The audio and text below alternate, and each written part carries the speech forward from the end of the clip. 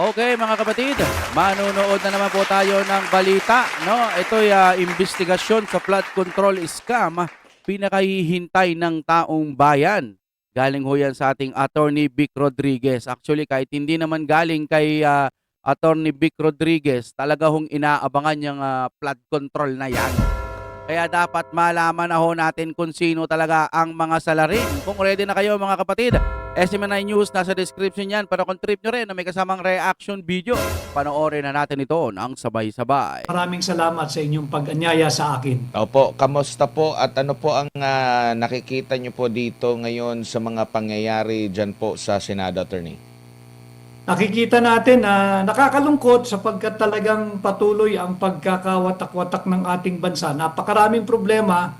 Ang problema natin, siyempre, nananatili pa rin, number one, corruption, inflation, at yung paglaganap ng kahirapan at kagutuman. Subalit, ang nangyayari ay talagang nararamdaman nating mga ordinaryong Pilipino, yung suppression, yung pag-atake sa iba't ibang institusyon, at ito nga, tila I agree with the observation of the Senate President Alan Peter Cayetano that there seemed to be an organized attempt to take over the majority once again and give it to the minority yung 11. Kaya mag-iingat tayo, ang ating panawagan, huwag tayong magpa-11, suportahan natin ang 13.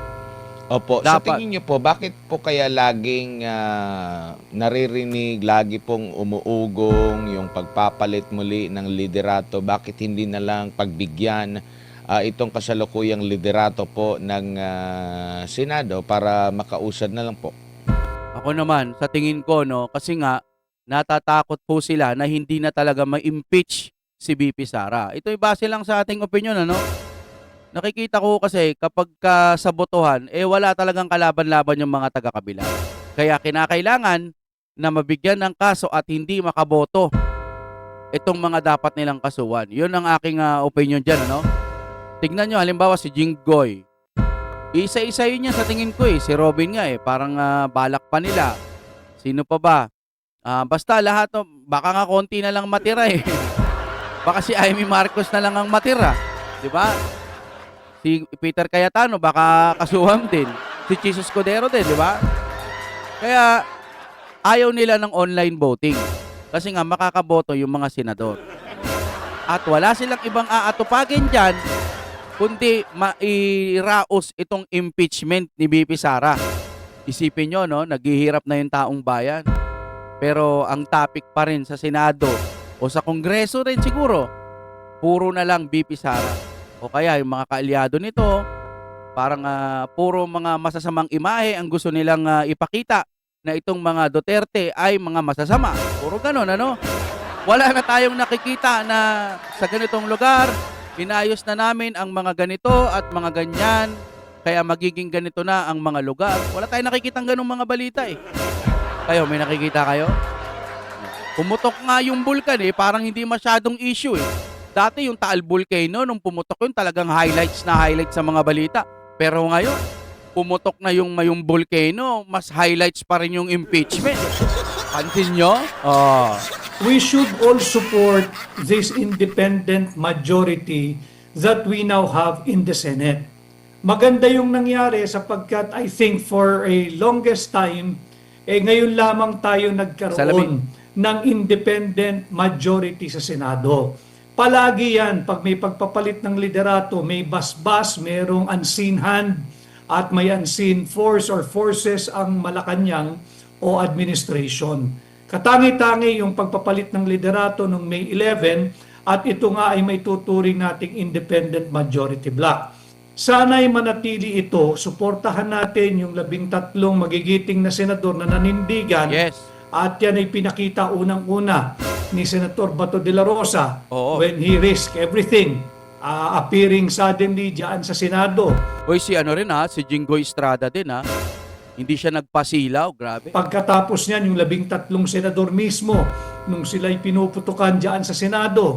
At ngayon naman ay si Senador Jinggoy Estrada na imbis na bumigay at pagbigyan yung hiling nung ilan na wag nang lumipat at sumama dyan sa bagong majority, minarapat niyang harapin itong kaso niya sa Sandigan Bayan kahit ito'y plunder o non-bailable. Kita nyo mga kapatid hindi ho kasi biro ang stressin ka ng mga taga-kabila. Kakasuhan ka, plunder na naman, hearing na naman, tapos masakit sa ulo talaga. Senador ka na marami ka nang inaasikaso, marami ka nang iniisip siguro dyan. Pero tapos kakasuhan ka pa, aroy. Diba? Masakit. Kaya siguro kung hindi kakayanin ng damdamin mo at yung kaisipan mo, malamang aanib ka na lang. Kasi kung sakaling aalokin ka, sasabihin sa'yo, ganito na lang. Pag pumunta ka sa minority, absuelto na lahat ng kaso mo. Halimbawa lang, no? Ikaw ba naman? Di, sige, lipat na lang ako. Maiintindihan naman siguro ako ng mga majority kung ba't ako lilipat sa minority. Di naman mawawala yung mga kaso. Iisipin ko na pang sarili ko. Diba? Pero hindi ho ganun ang nangyari kay Jinggoy ngayon. Palakpakan natin yan. Diba? Ang ginawa ni Jinggoy, nanindigan siya para sa bayan. Hindi lang basta para sa sarili niya. Dapat makita ng mga kababayan ho natin yan. Idol ng lola ko yan, yung mga estrado. Kung iisipin nyo, pwede niya ng pwede niya ng, sige, lipat na lang ako para wala ng kaso. Pero hindi niya ipinagpalit ang kanyang dangal, ang kanyang puso para sa bayan. Yun ho ang nagustuhan ko doon. Kaya sana naririnig ni Jinggoy ito, no?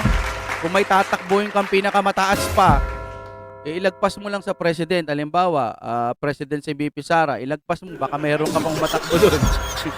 Hindi, kahit saang posisyon sa gobyerno, masasama ka namin sa susunod na eleksyon. No? Kung maging senador ka ulit, sige, bakit hindi? Diba?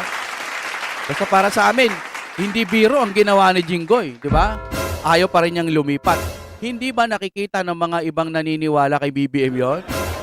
Dapat naniniwala ka na kasi, teka, kung tutuusin, dapat pwede na siyang lumipat kasi yung minority, mga totoong tao kunwari ganun.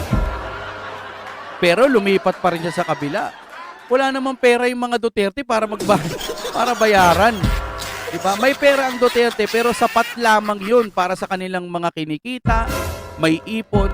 Hindi kasing yaman ng mga taga-kabila na bilyon-bilyon ang mga ninanakaw. Diba? Isipin nyo na sana, may isip kayo. Konti na lang kayo, nagsisiksikan pa kayo dyan. Lipat na kayo sa kabutihan. Diba? Kaya bilib ako kay Jinggoy bilib ako.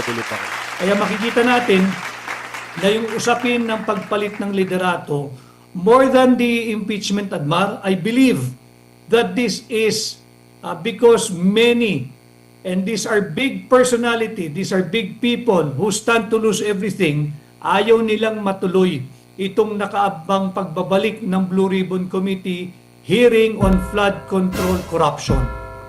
Opo, naging malinaw po ba kahit hindi dun sa mga senador, kahit yung iba na in support sa kasalukuyang administrasyon, yung pagtatangka na hindi talaga matuloy kasi meron pa nga akong nakita, halimbawa sila mababata sa kamera, sinasabi, sa ombudsman na lang yan, ipaubayan na lang yan sa ombudsman.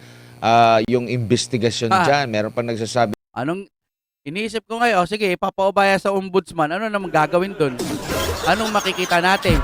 Baka na maging ICI lang yan na parang inimbestigahan. Di ba naalala nyo? Sa ICI, wala daw kinalaman si Romualdez. Di ba? Parang gano'n ang pagkakaintindi ko. Di ba? Tapos ngayon dito kay ombudsman, sasabihin niya na may kinalaman si Romualdez. Ang gulo, di ba?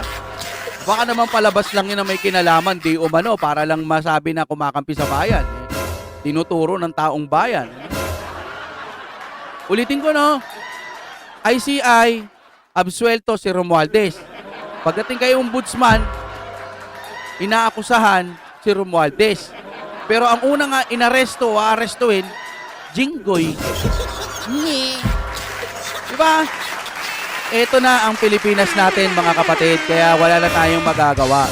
Kailangan nyo lang lagi manood sa amin, kaming mga vlogger na sumusuporta para dun sa tama. Para po matulungan din kayong mag-search sa mga iba pang mga tulad namin na naniniwala sa tama. wag ho kayong papasilaw sa mga kung sino-sino lang ng mga vlogger na isipin nyo baka bayaran. Ganun. Karamihan, yung iba sa mga DDS sinasabi, oy, bayaran kayo, bayaran. Ano ba ibabayad? Sinong magbabayad sa mga Duterte? Para sa mga vlogger. Eh, wala kang pera yan. May pera yan, may million yan. Posibleng hindi nakaipon yan. Oo, pero hindi sapat para bayagan ng mga vlogger buwan-buwan. Nire-reverse lang eh. Baka talagang sila ang bayad. Diba?